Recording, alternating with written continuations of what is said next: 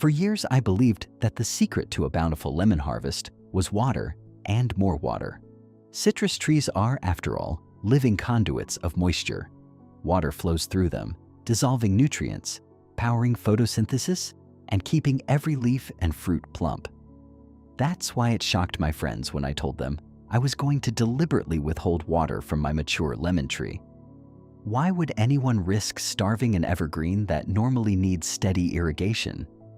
But there's an old horticultural whisper that controlled drought stress can stimulate flowering. Could depriving my tree be the key to more blossoms? The question gnawed at me. I decided to find out.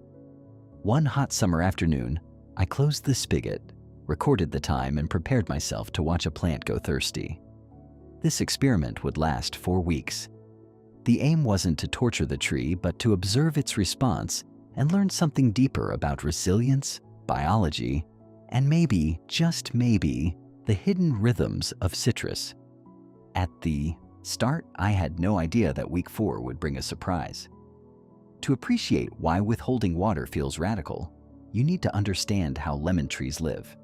These evergreen citrus trees can bear fruit more than once a year, producing generous crops when given the right conditions.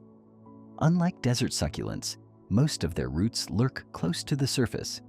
Roughly 3/4 of a lemon tree's roots occupy the top 1.5 to 2 feet of soil. Shallow roots make them particularly vulnerable to drought. Water fuels the biochemical reactions inside every cell and transports nutrients from soil to leaves. When moisture dwindles, the first signs of stress appear in the leaves. They lose their glossy sheen, turn dull green, and curl inward. As drought continues, leaves crisp at the edges and eventually fall. Flowers and fruit follow. If neglected for an extended period, the entire tree can die.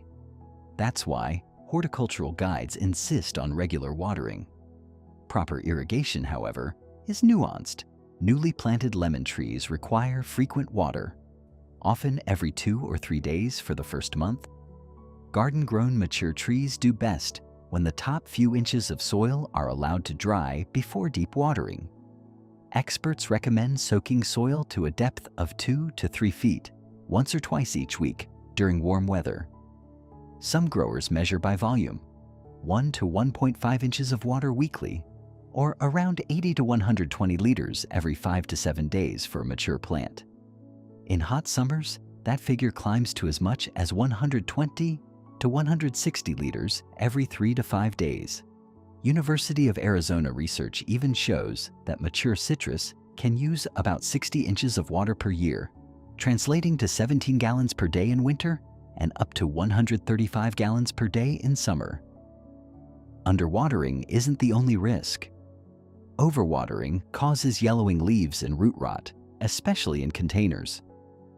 Clearly, watering is a balancing act, but somewhere between soaking and starving lies a phenomenon that has intrigued growers for decades: drought-induced flowering. Citrus researchers note that after a period of water stress, some citrus species can produce an off-season bloom once stress is relieved. Gardeners like Greg Alder have witnessed this. After neglecting his mandarin tree for months, he finally watered it and watched as new leaves and flowers erupted. Was this a fluke or a hidden survival mechanism? With curiosity outweighing caution, I planned my own drought trial. The first week passed with little outward change. Each morning, I walked past the lemon tree and pressed my fingers into the soil. Moist at first, then gradually dry and powdery. The leaves remained glossy, though their usual vibrant green seemed to dull ever so slightly. I knew from university guidance that a citrus tree's first noticeable response to water stress is leaf curling. I watched for that telltale inward curl. By day 5, a few leaves near the canopy's edge curled like pages in an old book. This was my first hint that the tree felt the absence of water. Yet it held on. A part of me feared I might push it too far. Would I be able to halt the experiment before damage became irreversible? What would happen if I ignored these early signs? As the days stretched, I began to think about the tree's roots. Being mostly shallow, they were already encountering dry soil. Unlike deep-rooted trees that tap groundwater, lemon trees rely on topsoil moisture. Without water, nutrient uptake slows and photosynthesis declines. It's akin to a slow starvation. The tree starts to metabolize stored carbohydrates, weakening its defenses against pests and disease. That knowledge haunted me, yet I also felt compelled to continue. I reminded myself of the horticultural advice that citrus can sometimes go 7 to 28 days between irrigations depending on soil and season. Could my tree hold out for 4 weeks? The next week would answer that. By the start of the second week, curling leaves were impossible to ignore. They bent inward along the midrib, creating little troughs that signaled cellular water loss. Some leaves turned a matte green, lacking the sheen I'd taken for granted. Underwatering is one of the most common causes of leaf curl, and I could see why. Cells shrink, turgor pressure drops, and leaves fold to conserve moisture.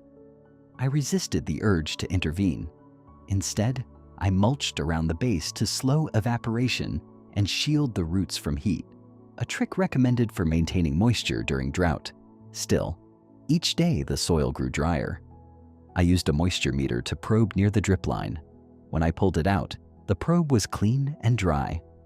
According to guides, this is when you should water deeply. I did not. But how long could the tree tolerate this? To distract myself from the creeping anxiety, I immersed in research. In commercial lemon orchards, irrigation schedules vary by season. In spring, growers may apply 80 to 120 liters of water per mature tree every 5 to 7 days. During the hottest summer weeks, that increases to 120 to 160 liters every 3 to 5 days. In autumn, as fruit mature, irrigation tapers to once every week or 10 days. By winter, 1 irrigation every 2 to 4 weeks suffices. These guidelines illustrate that citrus can handle longer dry periods in cool seasons, but require frequent watering during growth and fruiting. My experiment took place in summer, the worst time to withhold water, which explained why stress signs appeared so quickly.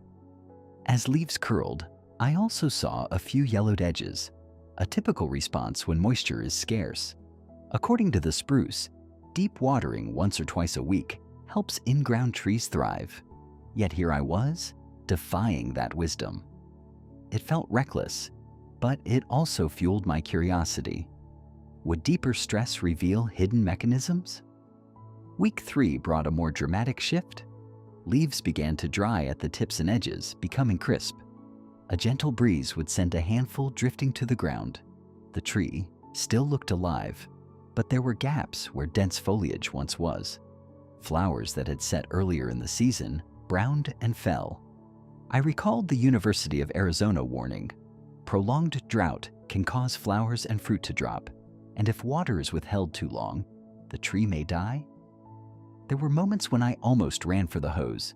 Underwatering not only stresses leaves, it also impairs photosynthesis, reducing carbohydrate production and stunting growth. Long-term stress can weaken trees, making them susceptible to pests and diseases. Each fallen leaf represented lost photosynthetic capacity. One afternoon, as I swept up crispy leaves, a neighbor stopped by. "Your lemon looks sad," she remarked. I explained the experiment. She shook her head. "You know, I read that stress can make fruit trees bloom.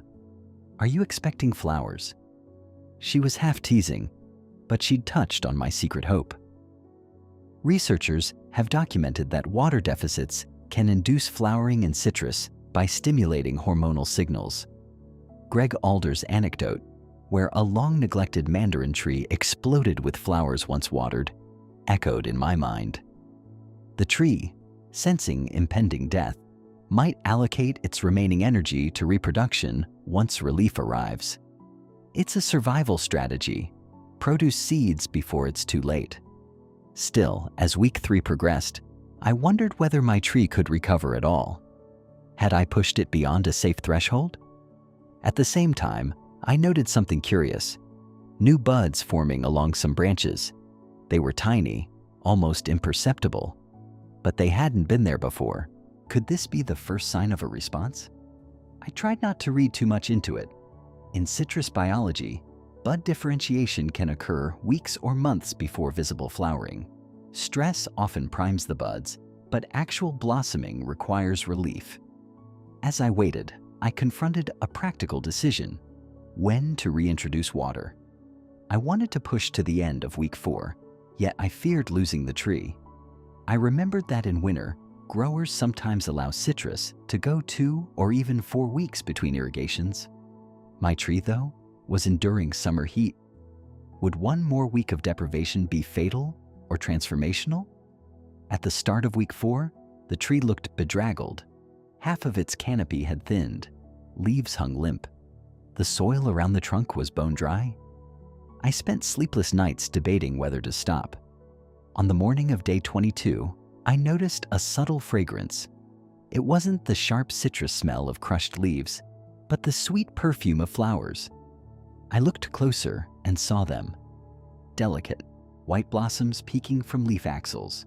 More buds had swollen and were beginning to open. My drought-stressed tree was blooming in the heat of summer. The sight shocked me. I'd expected leaves to fall, maybe even branches to die, but I hadn't dared imagine a flush of flowers before water returned. This phenomenon aligns with research and anecdotal observations. Citrus trees subjected to drought stress will often bloom about 1 month after the stress, provided they survive. In Greg Alder's experience, a mandarin tree starved of water burst into bloom immediately upon receiving irrigation. My tree seemed to anticipate relief. Buds had differentiated during the stress, waiting for moisture to signal, now or never. As the week progressed, more blossoms appeared. Their scent filled the garden. The leaves, however, remained desiccated, and some continued to fall. The tree was sacrificing foliage to prioritize reproduction. Would this bloom translate into fruit? Time would tell. On day 28, I gave in. I dragged out the hose and watered slowly at the soil level, allowing water to seep deeply, a method recommended to prevent runoff and maximize root absorption. I watered until the soil was moist, at least 3 inches down. The ground drank greedily. Within hours, some leaves perked up slightly. Over the next few days, new leaf buds unfurled, a vivid green against the dull older leaves. The flowers persisted. I counted over 20 blossoms, extraordinary for midsummer. Clearly, the tree's response had been triggered by stress. This recovery period taught me another lesson. It is better to water deeply and then allow the soil to dry out than to apply small amounts frequently. By saturating the root zone and then waiting, you encourage roots to grow deeper and strengthen. Shallow daily watering leads to surface roots and greater vulnerability in drought. Going forward, I plan to adopt a more moderate schedule, watering once or twice a week during summer, checking the top 2 to 3 inches of soil, and monitoring rainfall. Mature trees generally need deep watering 2 times per month in warm weather, while potted trees require more frequent attention. I resolved to respect those guidelines rather than ignoring the tree until crisis. In the weeks following the experiment, many blossoms dropped without setting fruit. Researchers note that off-season blooms seldom produce fruit. However, a few tiny green lemons began to swell. Whether they'd mature was uncertain, but the event itself, watching a tree bloom after near starvation, left a lasting impression. The tree survived and taught me about the delicate balance between stress and care inserted in my mind had turned into insights. How far can we push living systems? What hidden capacities lie dormant until adversity awakens them? My lemon tree had answered, resilience is real, but compassion matters. The climax of this journey wasn't just the sight of unexpected blossoms. It was the realization of what drought did inside the tree. Prolonged water stress disrupts photosynthesis and growth, but it also triggers hormonal cascades.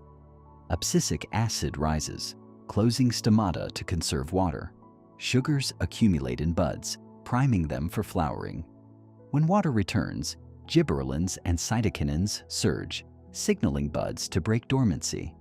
This interplay explains why a parched lemon tree can burst into bloom when relieved. The flowers I observed were the culmination of this physiological drama. They were the tree's gamble, a final attempt at reproduction in case the next drought proved fatal. Yet the experience also highlighted how precarious drought experiments are.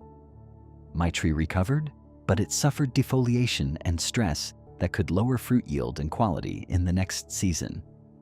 In commercial orchards, growers might use controlled water deficits to synchronize flowering, but they monitor soil moisture closely and rehydrate before damage occurs. They know that while lemon trees can tolerate some drought, severe stress weakens them, making them more susceptible to pests and diseases. Shallow roots, located largely in the top 2 feet, mean that a few missed irrigations in summer can have outsized impacts. In addition, citrus fruit quality declines when trees do not get enough water. These facts tempered my excitement. Was the bloom worth the risk? In the days following the bloom, I read further about watering strategies. Experts advise giving newly planted lemon trees water 2 to 3 times per week for the first month, then gradually reducing frequency as they establish. Once mature, trees should be watered deeply once or twice a week in the growing season and less often during dormancy. The Everglades Farm Guide suggests that mature plants may need 80 to 120 liters per irrigation every 5 to 7 days, increasing to 120 to 160 liters in peak summer. WikiFarmer's seasonal plan recommends irrigation every 3 to 5 days in summer, weekly in autumn, and once every 2 to 4 weeks in winter. These schedules ensure steady moisture while allowing soil to dry between waterings. Overwatering is just as harmful as drought, leading to yellow leaves and root rot. The key is moderation. My experiment revealed another subtlety. The interplay between water stress and flowering is time-dependent. Short drought periods may prime buds without killing tissue. Extended drought kills buds and reduces yield. In my case, 4 weeks of summer drought was borderline. Had I waited a few more days, the tree might have reached the point of no return. My shock at week 4's bloom was matched by relief that I hadn't crossed that threshold. What if I had gone 5 weeks? Would the tree have died? Or would the bloom have been even more dramatic? It's a question I won't answer firsthand. After the bloom, the garden settled into a quieter rhythm. New leaves emerged, some flowers, set fruit. Others dropped. I pruned away dead twigs and applied a balanced citrus fertilizer to help the tree recover. Watering resumed on a sensible schedule, deep soaking once or twice a week, adjusted for rainfall. The experience left me reflecting on broader themes. In horticulture, stress is a tool, but also a hazard. Controlled drought can promote flowering, but it must be administered judiciously. The University of Arizona's extension warns that citrus leaves curl, dry, and fall under water stress, and that prolonged drought can kill a tree. The Citrus Industry magazine notes that reduced water inhibits photosynthesis, stunting growth and weakening defenses. Everglades Farm emphasizes that newly planted trees need daily irrigation, whereas mature plants generally require weekly watering. These lessons extend beyond lemon trees. Whether tending a garden, managing a project, or caring for oneself, periods of stress can be beneficial when balanced with recovery. Too little challenge, and growth stagnates. Too much, and systems break down. I also thought about the tree's shallow roots. Humans, like citrus, sometimes anchor themselves close to the surface, relying on routines, comfort, and immediate gratification. When adversity comes, we may feel unmoored. Yet, as with the lemon tree, adversity can prompt deeper growth. The shock of week 4 forced the tree to allocate its resources wisely. Once water returned, it responded with vigor. In our own lives, stress can trigger creativity and resilience, provided we eventually replenish ourselves. How many blossoms might we produce after our own droughts? In the end, my decision to stop watering my lemon tree taught me far more than how long a citrus tree can survive without irrigation. It illuminated the delicate balance between stress and growth. I learned that lemon trees are evergreen producers that need consistent, deep watering, especially during the heat of summer, and that insufficient water quickly manifests as leaf curl and drop. I learned that drought stress can, under the right circumstances, induce a burst of flowers once the stress is relieved, but that this comes at a cost to foliage and potentially future yield.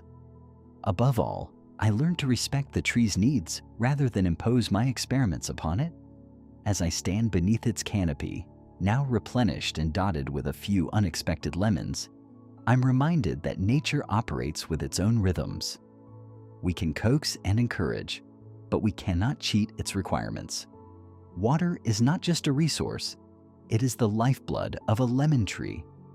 Moderation, observation, and respect for the plant's biology are the real secrets to a healthy harvest. And yet, the memory of those fragrant midsummer blossoms continues to delight me. It's a reminder that even in times of hardship, beauty can emerge. When we care for living things, whether plants or ourselves, it pays to balance challenge with kindness. That's the hidden lesson my lemon tree whispered during those 4 weeks, and the one I hope will linger with you long after this story ends.